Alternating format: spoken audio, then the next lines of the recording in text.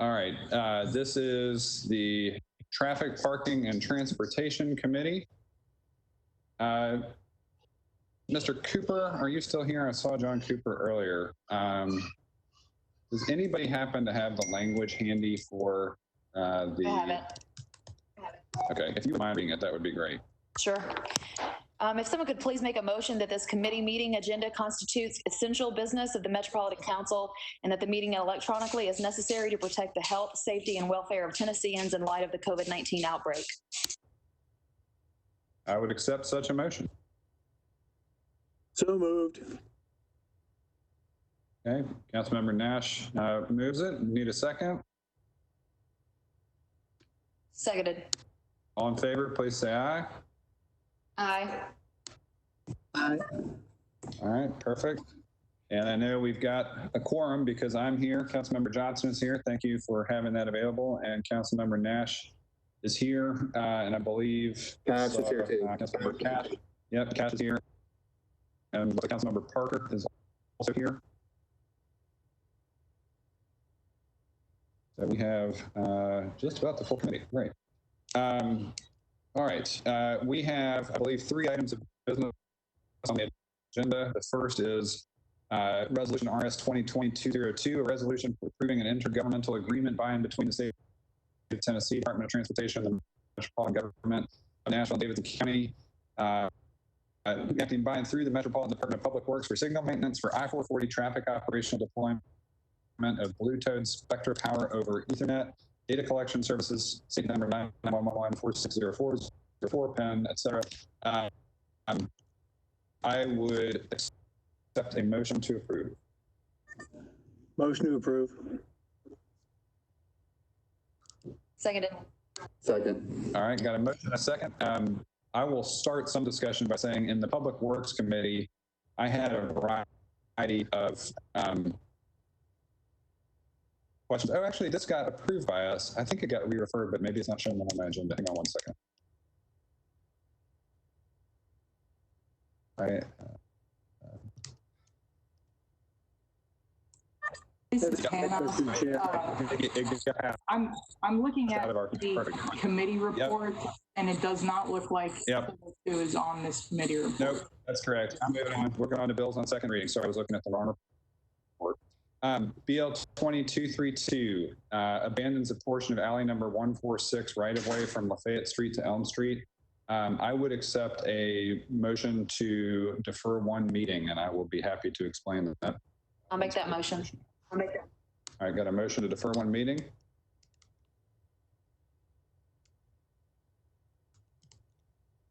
Need a second? Second. All right, got a motion and a second. I am requesting that one meeting deferral. I had spoken to staff and then gotten an update about a concern that was timing related. I do want to go back to the Convention Center Authority.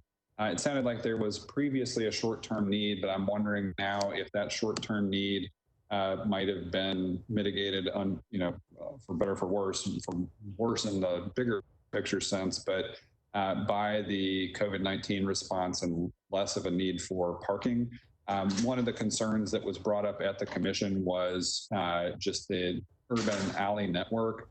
I think in the long term, Public Works, Convention Center Authority, and WeGo Public Transit, which will eventually build a southern urban transit hub there, this makes some sense. I think there is a question of is right now the time to do this if we're not actually, going to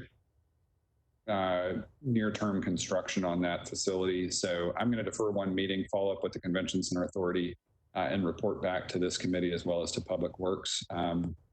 Any other discussion on this one? All right, seeing no hands. All in favor, please say aye. Aye.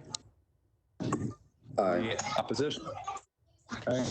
Any deferrals? Or sorry, any abstentions?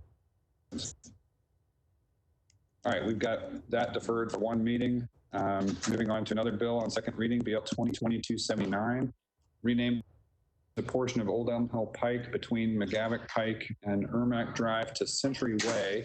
Let's see, I believe we can move this even without the lead sponsor present. Although I do see council members here. Does council members here, please? I am here, Mr. Chair. All right, I would accept a motion from the committee. So moved. Second. Second. All right, we've got a motion and a second. I will recognize Mr. Syracuse. Thank you, Mr. Chair. I'll actually ask this committee for an indefinite deferral. The name, the proposed new name is not allowed because it is actually a business. So I need to indefinitely defer this, and I will be bringing back a new and improved proposed name. Thank you. Very good. Ms. Johnson, would you be willing to update your amendment to defer indefinitely, or your motion to defer? Yes, I'll move to defer indefinitely, sorry. Second. All right, we've got a motion and a second for a one meeting deferral. All in favor, please say aye. Aye. Aye. Aye. Anybody wishing to vote no? Hearing none, seeing none. Any abstentions? All right, very good. We've got an indefinite deferral on that one. Thank you, Mr. Syracuse. And that brings us to our final item, BL 2021-17. This is actually on third reading and came back to a variety of committees. This amends the Metro Code of Laws relative to parking requirements on multimodal corridors. There is a substitute. I would accept a motion to get the bill substituted. So moved. Second. And on that substitute, we did have basically that substitute was recommended by planning staff as it went to the planning commission. This was approved with no discussion other than a planning discussion, staff discussion, and planning, zoning, and historical. All in favor of the substitute coming in front of the bill, please say aye. Aye. Aye. All right. Any nays? All right. Very good. We've got a substitute here. Now I would accept a motion to approve. So moved. Second. All right. Discussion. Could you explain? Yeah. Could you explain briefly just what the bill does? Yeah, sure. So this is something Councilmember Sledge and I think had begun some independent work on, and he got a bill filed, and I was happy to follow suit. It was looking at basically ways, having been through multiple rounds of discussion about our transit planning effort, we have seen, particularly in urban districts, buildings that are frankly not adding as many units of housing because they are having to take so much of the building footprint up for parking. And so we have applied this measure just within the urban zoning overlay for multimodal corridors designated within our major and collector street plan, and said, let's reduce those parking minimums. So that is basically the nature of the bill. It has gone through the planning process and our public hearing, and there have been a handful of concerns that we tried to address with planning staff. I think most of those are captured in a substitute. So that's the bill in a bill. So what does it change the parking requirements from and to? There are, let's see if Lisa is in the, she is not. Basically, there are pretty substantial parking requirements once you get outside of the downtown code for a variety of the zoning code. Actually, Mr. Jameson, I know this isn't necessarily your role. If you were here, do you happen to remember that off the top of your head?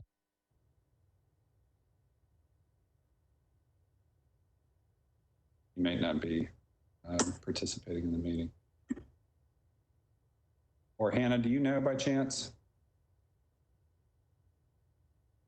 Could you repeat the question, please? Basically, what are the minimums now? Let me see if I can pull up the parking. All right, we'll come back, and let me, Ms. Johnson, I will come back when Hannah is ready on that one, and if not, I'll try to come up with some shorthand. Mr. Cash, I see your hand up as well.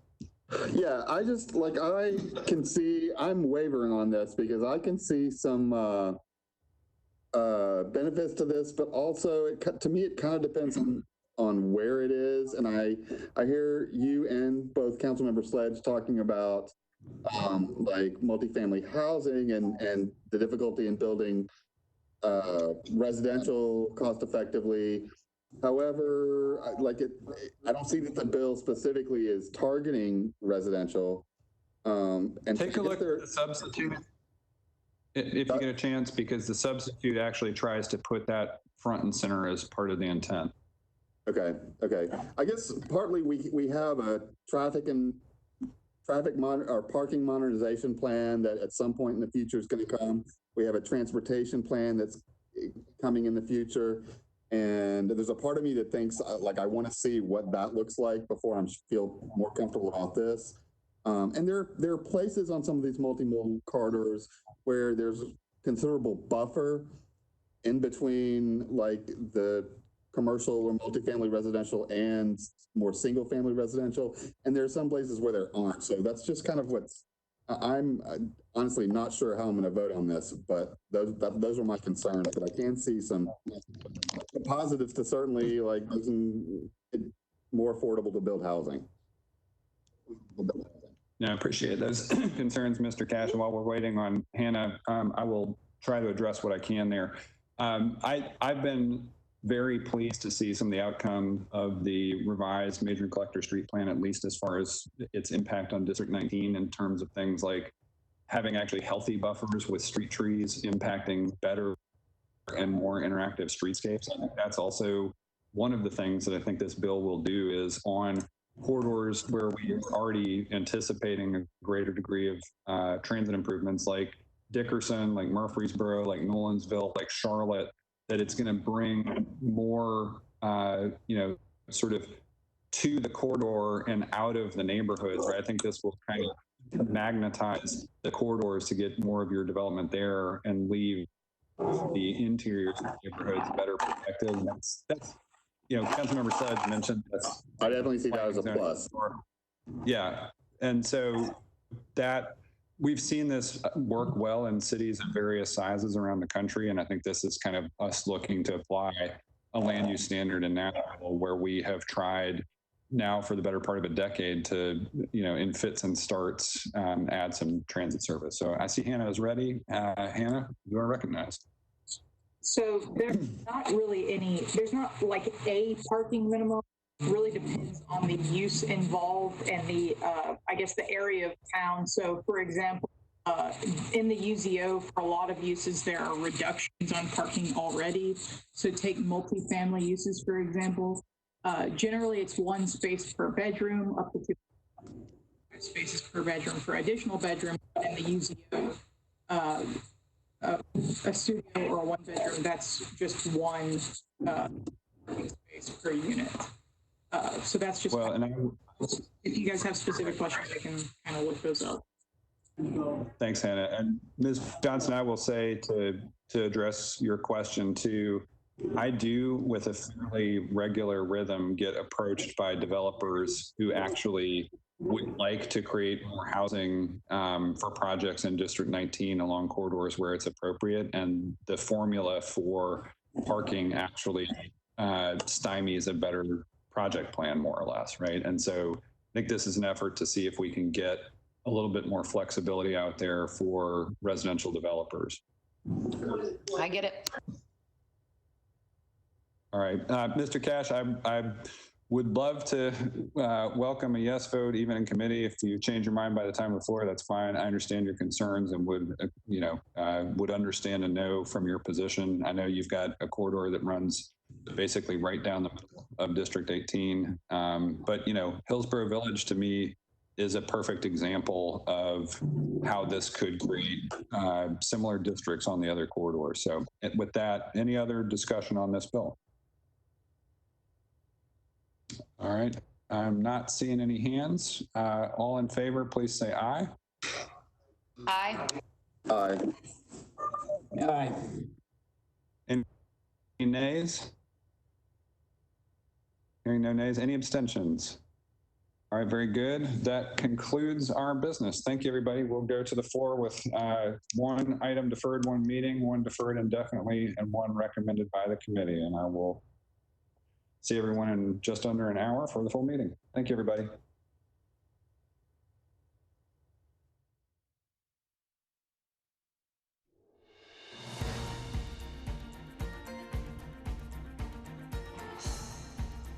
This has been a service of the Metro Nashville Network. If you would like to see this presentation again, or for more information about this and other programs, visit nashville.gov.